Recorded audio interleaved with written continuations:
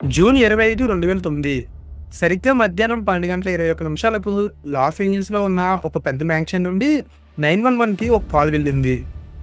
ఆ కాల్ చేసిన వ్యక్తి వాయిస్‌లో ఒక రకమైన ఆందోళన.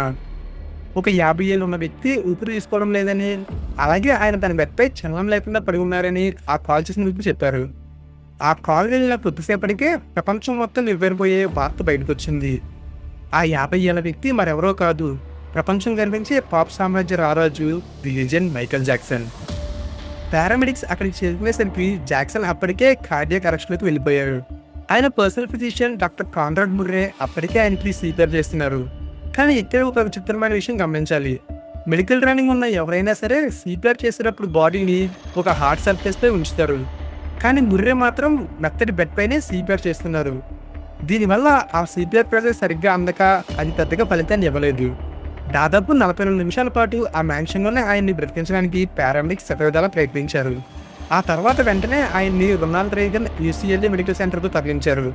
అక్కడ మరో గంటన్నర పాటు స్పెషలిస్ట్ డాక్టర్లు అన్ని రకాల అడ్వాన్స్ లైఫ్ సేవింగ్ మెజర్స్ తీసుకున్నారు. కానీ ఆ ప్రయత్నాలు ఏమీ కూడా ఫలించలేదు. జూన్ 25, 2009 మధ్యాహ్నం సరిగ్గా 2:26 మైకేల్ జాక్సన్ ఇక లేరని డాక్టర్లు అఫీషియల్గా కన్ఫర్మ్ చేశారు. ఈ న్యూస్ తెలియగానే ఇంటర్నెట్ ఒక్కసారిగా స్తంభించిపోయింది. టీఎంజెడ్ అనే వెబ్సైట్ ఫస్ట్ ఈ వార్తలు బ్రేక్ చేయగానే గూగుల్ సర్వర్స్ ఆ ట్రాఫిక్ని తట్టుకోలేక కొద్దిసేపు ఆగిపోయాయి. ఇక వికీపీడియాలో అయితే కేవలం 1 గంటలోనే 1 మిలియన్ మంది విజిటర్స్ ఆయన పేజీ విజిట్ చేశారు. దీని కారణంగా వికీపీడియా కూడా టెంపరీగా ఓవర్లోడ్కి గురైంది. ఆ తర్వాత జరిగిన పోస్ట్మార్టం రిపోర్ట్లో ఒక షాకింగ్ ఫ్యాక్ట్ బయటపడింది. ప్రొపోఫోల్ అనే డ్రగ్ ఓవర్డోస్ అవడమే జాక్సన్ మరణానికి కారణమని ఆ రిపోర్ట్లో తేలింది. ప్రొపోఫోల్ అనేది సాధారణంగా ఆపరేషన్ థియేటర్లో వాడే చాలా పవర్ఫుల్ అనెస్థీషియా. అది మైకేల్ జాక్సన్కి ఎలా ఇచ్చారు, అలాగే ఎందుకు ఇచ్చారు అనే దానిపై జరిగిన సుదీర్ఘ విచారణలో డాక్టర్ ముర్రేని ఇన్వాలంటరీ మ్యాన్స్లాటర్ కింద దోషిగా తేల్చి 4 ఏళ్లు జైలు శిక్ష విధించారు. అసలు ఆ రోజు ఏం జరిగిందో క్లియర్గా మనం అర్థం చేసుకోవాలంటే జాక్సన్ చనిపోవడానికి కొన్ని వారాల ముందు ఏం జరిగిందో మనం తెలుసుకోవాలి. ఆ సమయంలో ఆయన దిస్ ఈజ్ ఇట్ అనే ఒక భారీ కాన్సెప్ట్ టూర్కి రెడీ అవుతున్నారు. ఆ టూర్లో భాగంగా ఆయన లండన్లో దాదాపు 50 షోలు చేయాలి. 50 ఏళ్ల వయసులో అది ఒక అసాధ్యమైన టార్గెట్ లాంటిది. దీనివల్ల ఆయనపై ఫిజికల్గా అలాగే ఫైనాన్షియల్గా విపరీతమైన ప్రెజర్ ఉంది. దానికి తోడు అప్పటికే ఆయనకి కొన్ని సంవత్సరాల ముందు నుండే నిద్రలేని సమస్య ఉంది. ఏ మెడిసిన్ వేసినా కూడా ఆయనకి నిద్ర పట్టేది కాదు. ఆయన భాషలో చెప్పాలంటే ఒక మిల్క్ ఉంటేనే కానీ ఆయనకి నిద్ర పట్టే పరిస్థితి లేదు అని ఆయన చెప్పుకొచ్చారు. He said, please give me some milk so that I can sleep because I knew that this is all that really works for me. Propofol తెల్లగా ఉండడం వల్ల ఆయన దాన్ని మిల్క్ అని ఇచ్చేవారు. కోర్టు ట్రయల్లో బయటపడిన వివరాల ప్రకారం జూన్ 24 రాత్రి నుండి 25 ఉదయం వరకు జాక్సన్ నిద్ర కోసం తప్పించిపోయారు. డాక్టర్ ముర్రే ఆ రాత్రి అంతా ఆయనకి రకరకాల సెడేటివ్స్ ఇస్తూనే ఉన్నారు.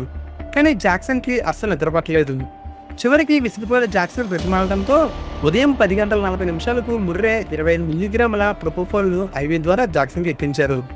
అది ఇచ్చిన కొద్దిసేపటికి ముర్రే తను వాష్రూమ్కి వెళ్ళానని, తిరిగి వచ్చేసరికి జాక్సన్ శ్వాస తీసుకోవడం లేదని ఆయన స్టేట్మెంట్ ఇచ్చారు. కానీ ఇన్వెస్టిగేటర్ల ప్రకారం డాక్టర్ ముర్రే జాక్సన్ని అలా చూసిన వెంటనే 911కి కాల్ చేయలేదనే విషయాన్ని నొక్కి చెప్పారు. బదులుగా అక్కడ ఉన్న సాక్ష్యాలను, మెడికల్ బాటిల్స్ని ఆయన దాచడానికి ప్రయత్నించారని, ఆ క్రూషియల్ టైం డిలే అవ్వడం వల్లే జాక్సన్ ప్రాణాలు పోయాయని prosecution వాదించింది.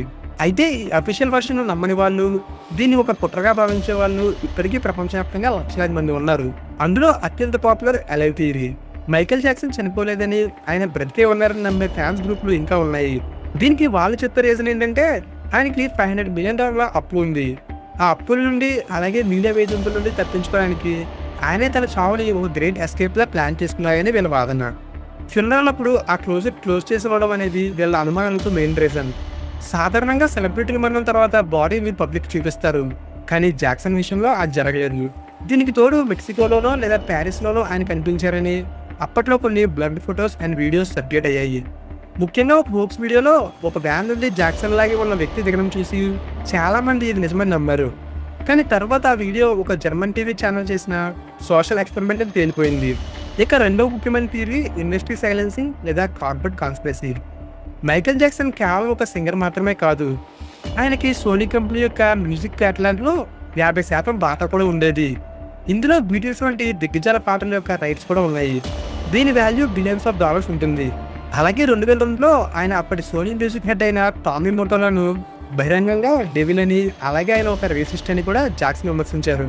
Tommy Mottola is the president of the record division. He is a mean, he's a racist, and he's very, very, very devilish. Music ఇండస్ట్రీలో ఉన్న డార్క్ సైడ్ను అలాగే రేసిజంను త్వరలోనే బయటపెడతానని ఆయన అప్పట్లో హెచ్చరించారు. ఆయన చనిపోతే ఈ క్యాటలాగ్ రైట్స్ అనేవి మళ్ళీ కార్పొరేట్ చేతుల్లోకి వెళ్తాయని, అందుకే డాక్టర్ ముర్రేని ఒక పౌలా వాడుకుని ఆయన చంపించారని ఈ థియరీ సారాంశం.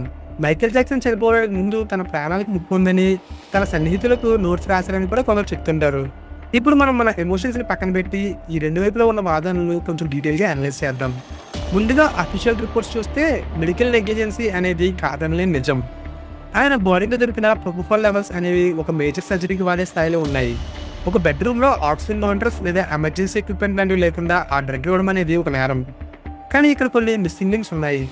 ఆ రోజు రాత్రి జాక్సన్ ఇంట్లో ఉన్న సెక్యూరిటీ కెమెరా ఫుటేజ్ ఏమైంది, అది ఎలా డిలీట్ అయింది, అలాగే జాక్సన్ గదిలో దొరికిన కొన్ని మెడిసిన్ బాటిల్స్పై డాక్టర్ ముర్రే పేరు ముద్రను తప్ప మిగతా ఎవరివి ఎందుకు లేవు.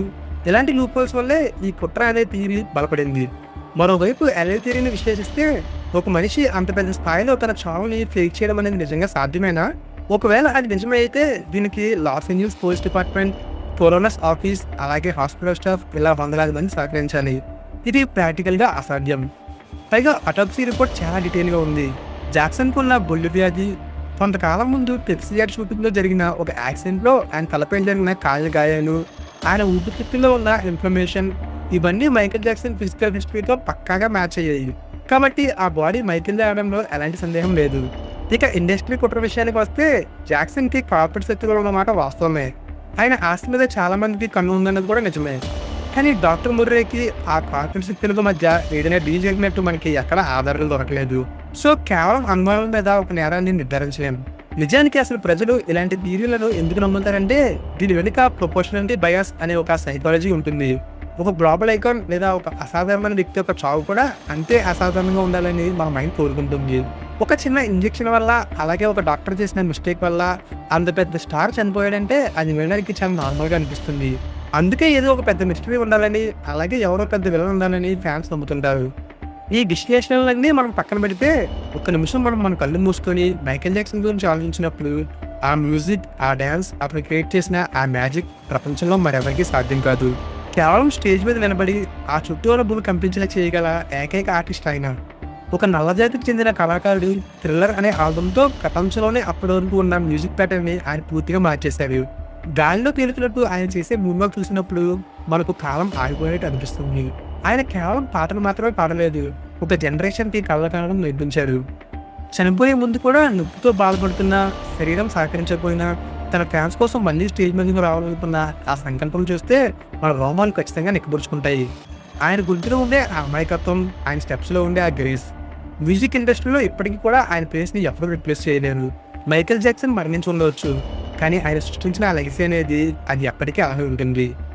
ఆకాశం ఉన్నంతకాలం నక్షత్రాలు ఎలా అయితే ఉంటాయో అలాగే మ్యూజిక్ ఇండస్ట్రీ ఉన్నంతకాలం మైకేల్ జాక్సన్ అనే పేరు కూడా అలానే ఉంటుంది.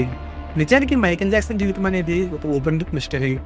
ఆయన వేల కోట్ల రూపాయల ఆస్తికి వారసుడు, కానీ ప్రశాంతంగా నిద్రపోవడానికి ఒక డ్రగ్ మీద ఆధారపడాల్సి వచ్చింది. చుట్టూ వందలాది మంది సెక్యూరిటీ ఉన్నా కూడా ఆయన ప్రాణాలు పోయే సమయంలో సరైన ట్రీట్మెంట్ ఇచ్చే నాకే లేకుండా పోయాడు.